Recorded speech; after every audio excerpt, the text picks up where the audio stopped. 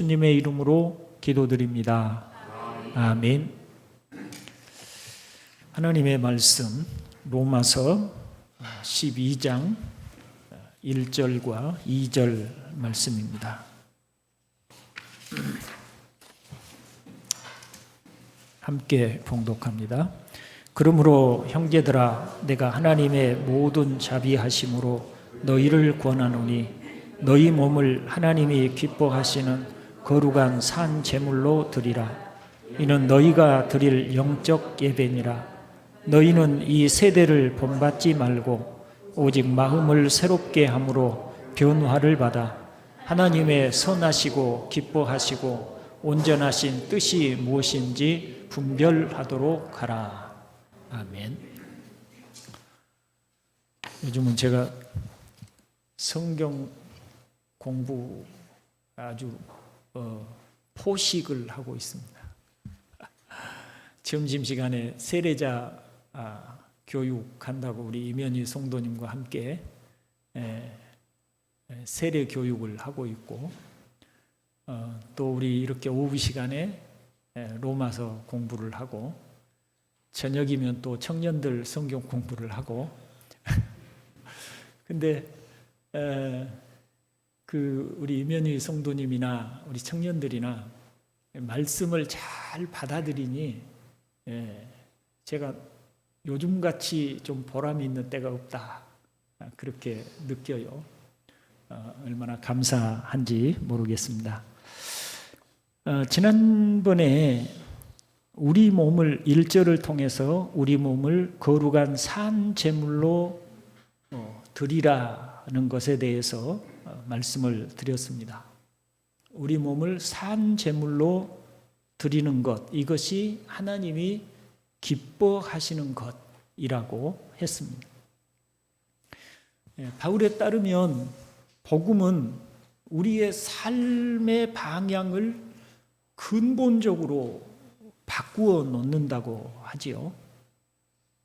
그래서 자기 자신이나 혹은 다른 누군가를 위해서가 아니라 하나님을, 자신을 구원하신 하나님을 위한 삶으로 살기를 소망하는 이런 인생의 전환, 우리 삶의 가치의 전환이 일어난다 했습니다. 일반적으로 우리가 세상 태어나서 살아오면서 늘 우리의 심중에 있는 소망은 내가 어떻게 하면 잘 살 수 있을까? 내가 어떻게 하면 내 인생을 좀 더 행복하게 살 수 있을까? 언제나 그 핵심과 중심에 내가 있었지요. 나를 위해서 무엇을 해야 할까? 무엇이 나를 행복하게 만들어주는 것일까? 그런 인생, 내가 성공한 인생을 살기 위해서 나는 어떻게 해야 할까? 이런 것들이 언제나 우리의 주제였습니다. 그걸 뭐 말로 표현을 하든 표현하지 않든 그랬다는 거죠.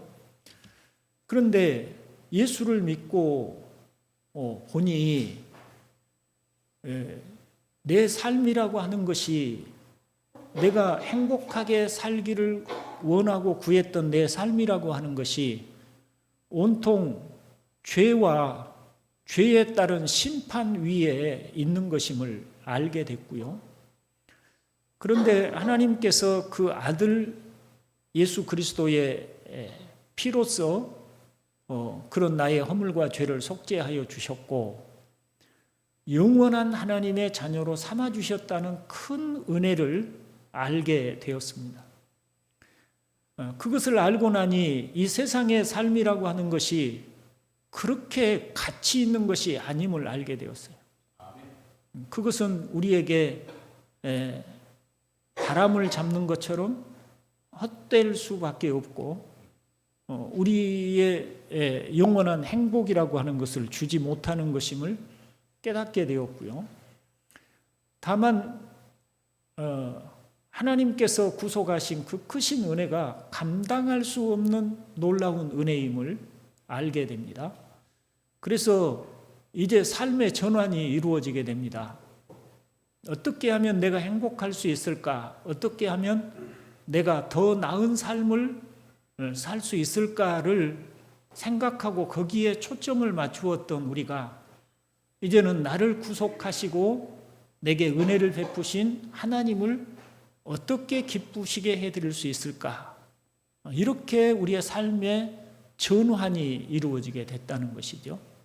그것이 그리스도인이다.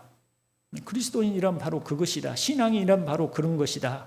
라고 하는 것을 보게 됩니다.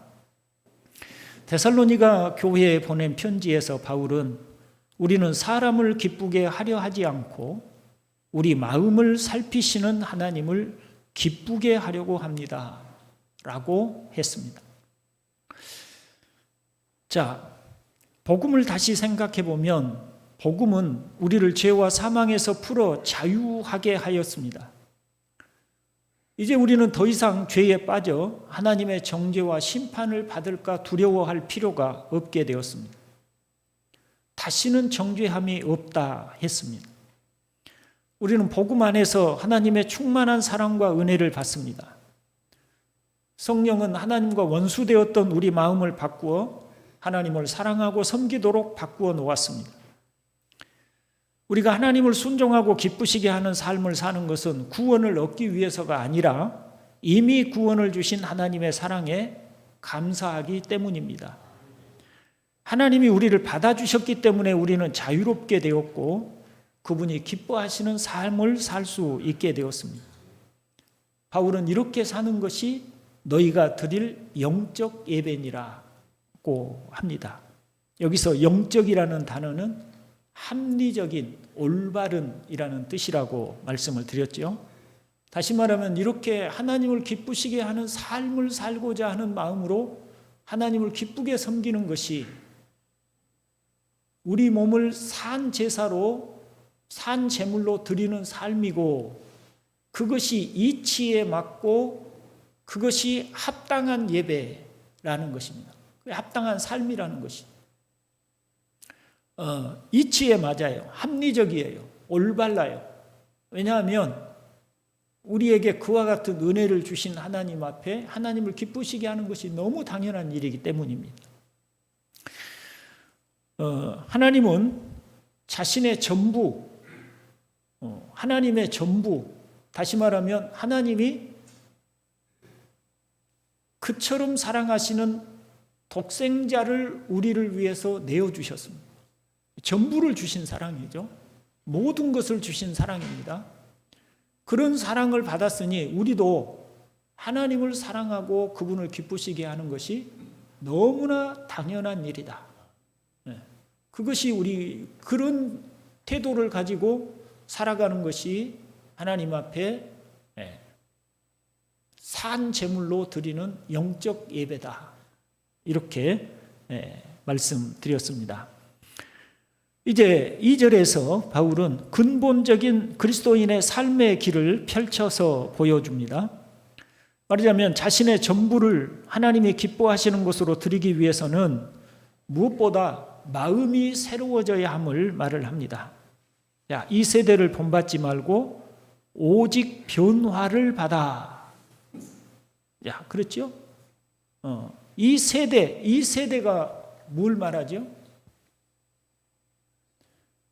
우리가 살아가는 이 세상, 그러니까 불신자들이 중심이 되어 살아가는 이 세상, 우리가 예수 믿기 전에 살아가던 이 세상이라고 하는 그 가치와 거기에다가 우리의 바탕을 두고 살던 그런 그 세대예요. 그 세상이에요.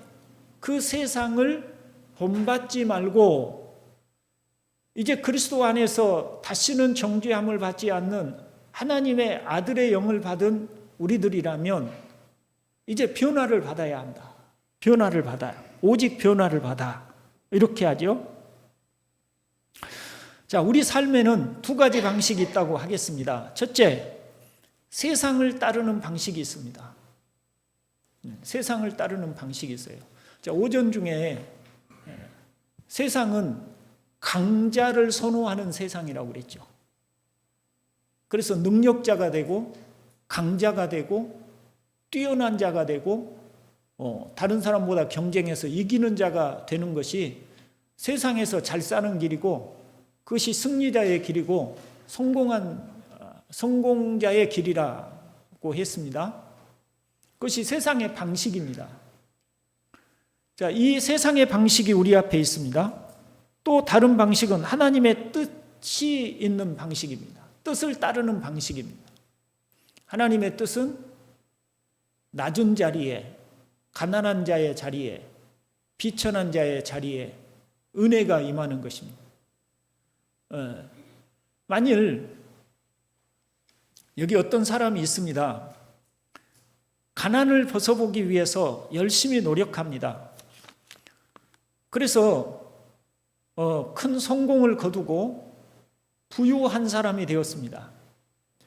그의 인생의 목표는 오직 부자가 되어서 더 이상 가난하게 살지 않는 것이 목적이었고, 다른 사람보다 더 부유하게 더 많은 것을 누리고 사는 것이 목적이었습니다.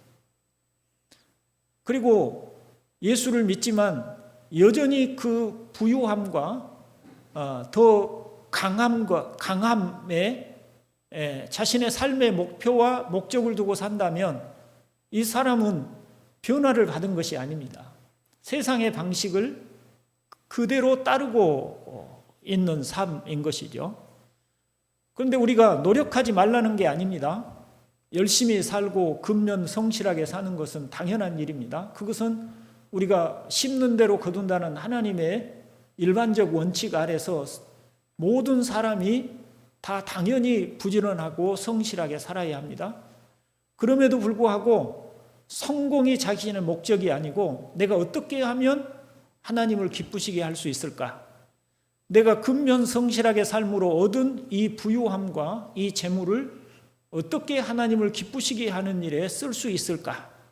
이렇게 자신의 삶의 목표와 방향이 달라지면 그는 변화를 받은 것입니다. 그게 두 번째 길이라고 할 수가 있겠습니다. 바울은 세상을 특징짓는 사고방식과 행위들의 방식을 거부하고 하나님의 뜻에 따르는 것을 자신의 삶과 모습으로 받아들여야 한다고 말을 합니다.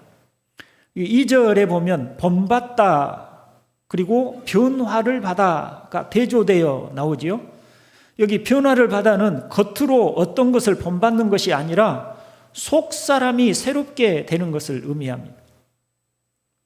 같은 의미가 고린도후서 3장 18절에서 우리가 다 수건을 벗은 얼굴로 거울을 보는 것 같이 주의 영광을 보매 그와 같은 형상으로 변화하여 영광에서 영광에 이르니 곧 주의 영으로 말미암음이니라는 말씀과 같은 의미가 있어요. 수건으로 우리 얼굴을 가렸다고 생각해 봅시다. 우리 얼굴을 가렸습니다. 수건으로 가렸으면 하나님의 영광이 보일까요? 안 보일까요? 안 보이죠.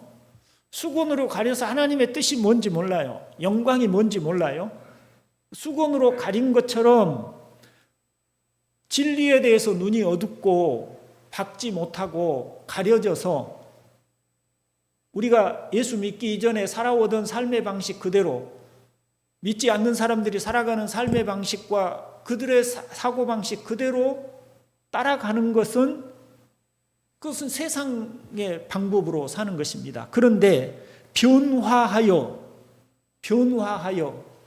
그와 같은 형상으로, 누구와 같은 형상이냐면 예수 그리스도와 같은 형상으로. 자, 여러분 오전 중에도 그런 설교를 했습니다만 생각해 보십시오. 주님이 이 땅에 오실 때 하나님의 아들이 이 땅에 오신다는 소식을 그 당시 가장 경건하다고 하는 바리새인들이 들었습니까? 대제사장들이 들었습니까? 하나님은 그들에게 알려주지 않았습니다. 누구에게 알려주었냐면 유대인들이 가장 천하다고 여기는 이방인, 동방박사들에게 그걸 알려주셨어요. 유대 사회에서 가장 천한 사람들이 하고 있는 목자들에게 예수님의 오심을 알려주셨어요. 하나님의 아들이 이 땅에 오시는데 하나님은 그 소식을 그 당시 사회에서 승리자들,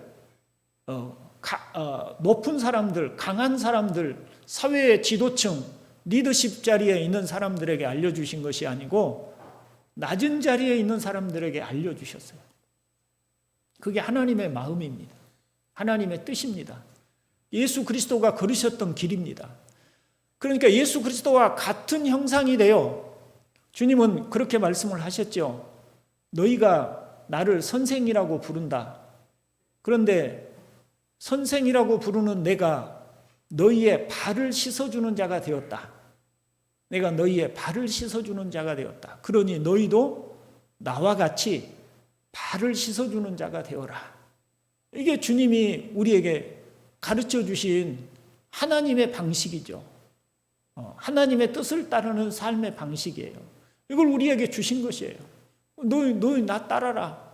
나를 따라와라. 근데 내가 살아가는 삶은 이것이야. 꼭 보여주신 것이에요. 그와 같은 형상으로 언제 변화돼요? 언제? 예수 그리스도를 자신의 구주로 영접하고 거듭나고 하나님의 영으로 새롭게 되면 이런 변화를 받아서 이제 우리의 생각과 가치와 사고방식이 변화되어 이제 그리스도의 형상으로 변화되어 따라가는 것입니다. 그게 영광에서 영광으로 이르는 길이에요. 그 길, 그 마음의 변화를 받아 그런 삶을 살라고 바울이 권고하고 있어요. 1장부터 시작해서 11장까지에 걸쳐서 아주 치밀하게 어떻게 우리가 오직 은혜로 구원을 받았는가를 설명하였다면 이제 12장에서 이렇게 큰 은혜로 구원을 받았다면 너희는 이제는 하나님이 기뻐하시는 산 제물로 너희의 삶을 드리는 영적 예배의 삶을 살아라. 그것은 너희 마음이 새롭게 변화되어야만 그런 삶을 살 수 있는 것이다. 이렇게 말씀하고 있습니다. 골로새서 3장 16절에 보면 그리스도의 말씀이 너희 속에 풍성히 거하여 모든 지혜로 피차 가르치며 권면하고 시와 찬송과 신령한 노래를 부르며 감사하는 마음으로 하나님을 찬양하고 라고 말씀을 합니다. 그리스도의 말씀, 하나님의 말씀이 풍성하게 거함으로 그것이 우리의 삶을 변화시키는 것입니다. 마음을 변화시키는 것입니다. 자, 지금까지 우리가 예수 믿기 이전에 우리 마음을 지배하던 사고방식이 있습니다. 철학이 있습니다. 사상이 있습니다. 가치관이 있습니다. 그게 뭐예요? 오전 설교와 연관을 지어보면 성공자가 되고 사회에 유력한 사람이 되는 것이 우리 인생을 잘 사는 것이라는 사고방식으로 우리 안에 가득 채웠던 그런 가치관들입니다. 지식들입니다. 어떻게 하면 우리는 세상에서 성공한 사람이 될 수 있을까? 어떻게 하면 나는 내 인생을 실패자가 되지 않고 성공한 인생을 만들 수 있을까? 어떻게 하면 나는 사람들 앞에 떵떵거리며 살 수 있을까? 그런 생각들이, 그런 가치관들이 우리 마음을 가득 채우고 있었습니다. 그런데 이제 주의 말씀으로 변화를 받아라. 마음의 변화를 받아야 되는데 무엇으로 변화를 받냐면 말씀으로 변화를 받아. 말씀으로. 하나님의 말씀이 우리에게 그리스도인의 삶이란 무엇인가? 그리스도의 성품이 무엇인가? 하나님은 어떤 분이신가?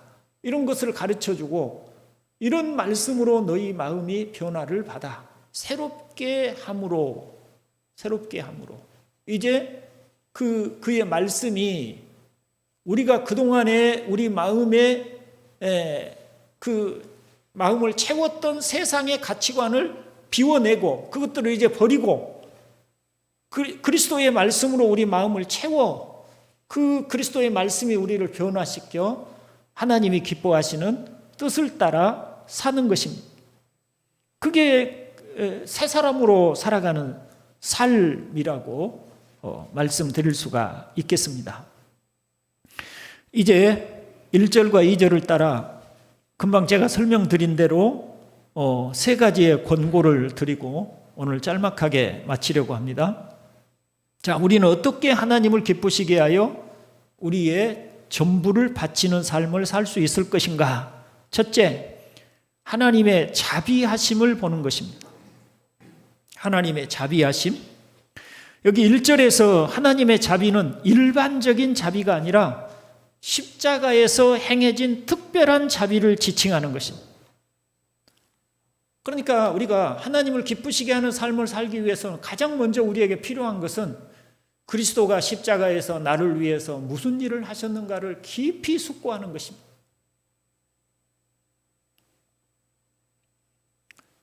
숙고라고 하는 것은 가볍게 생각하는 것이 아닙니다. 깊이 생각하는 것입니다. 오늘 오전에 성가대 찬양 할 때 참 마음에 깊은 감동이 있었습니다. 아버지의 이름만 들어도 눈물이 나고, 이건 우리가 그냥 표면적인 그런 감정으로 느끼는 게 아닙니다. 물론 그럴 수 있습니다. 표면적으로 그냥 우리는 어떤 곡조에 혹은 단어 하나에 우리의 감정이라는 것이 막 움직이기도 하고 그러는 사람들이기 때문에 표면적으로도 그럴 수 있습니다. 그러나 우리가 아버지의 이름만 들어도 우리 마음에 차오르는 눈물을 감당할 수 없는 것은 아버지가 나를 위해서 어떤 일을 행하셨는지를 우리가 깊이 숙고할 때 그 감동이 우리 속에 있는 것입니다. 예수께서 하나님의 아들로서 이 땅에 오셔서 십자가에서 나를 위해서 무슨 일을 하셨는지를 우리가 깊이 숙고할 때 우리는 하나님을 기쁘시게 하는 삶을 살고자 하는 의지를 우리 안에 다질 수 있어요. 그것이 없이 우리가 하나님을 기쁘시게 하는 삶을 결코 살 수 없는 것입니다. 여러분, 생각보다 우리는 세상의 방식을 우리 안에서 버리고 하나님을 기쁘시게 하는 하나님의 뜻을 따르는 그 길을 선택하고 그 길을 따르는 일이 생각보다 어렵습니다. 예수 믿고 우리가 수십 년을 살아오고 이렇게 해왔지만 여전히 그 구체적인 삶의 태도 속에서는 여전히 세상의 방식 그대로를 고수하고 있는 그런 신앙인들을 너무 많이 봤어요.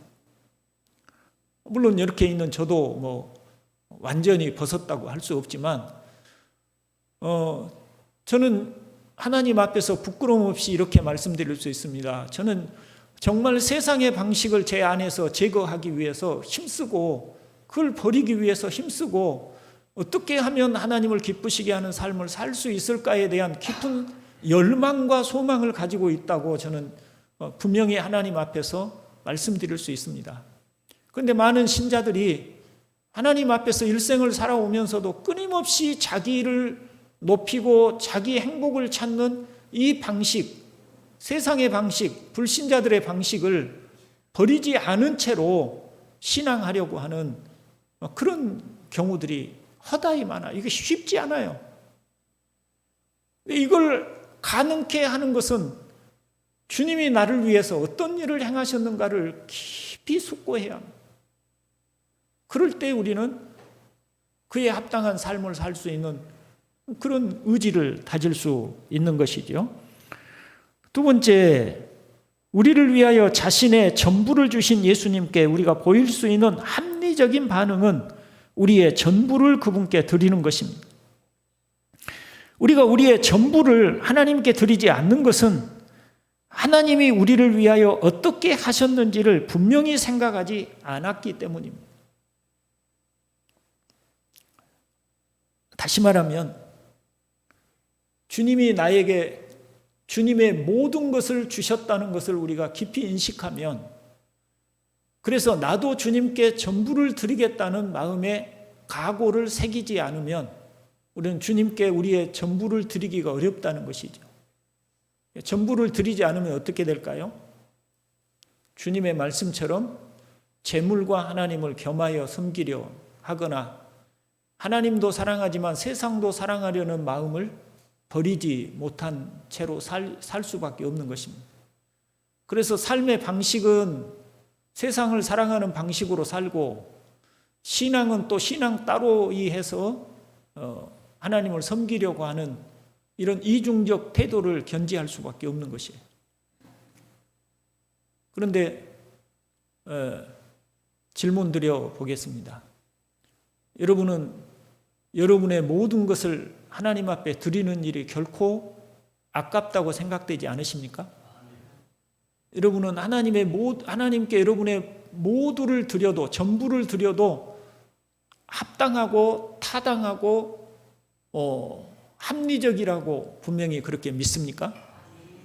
그렇다면 우리는 주님을 위해서 나의 모든 것을 삶의 구체적인 부분에 이르기까지 드리기를 힘써야 할 줄로 믿습니다. 그럴 때 우리는 하나님을 기쁘시게 하는 삶을 살 수 있어요. 마지막 세 번째, 우리의 마음이 새롭게 되어야 한다는 것을 명심하는 것입니다. 세상에 유행하는 것들이나 세상의 도덕적인 규범을 본받지 말고 오히려 속 사람부터 새롭게 되어야 합니다. 그러니까 늘 우리 안에 일반의 세상 사람들이 원하고 바라고 소망하는 것들이 우리 마음을 지배하지 않도록 늘 우리 마음을 새롭게 하는 데 힘써야 한다는 것입니다. 그런 사고방식 우리 마음을 지배하지 않도록 해야 된다는 거죠. 우리가 대화 속에서도 우리가 많은 경우 볼 수가 있어요.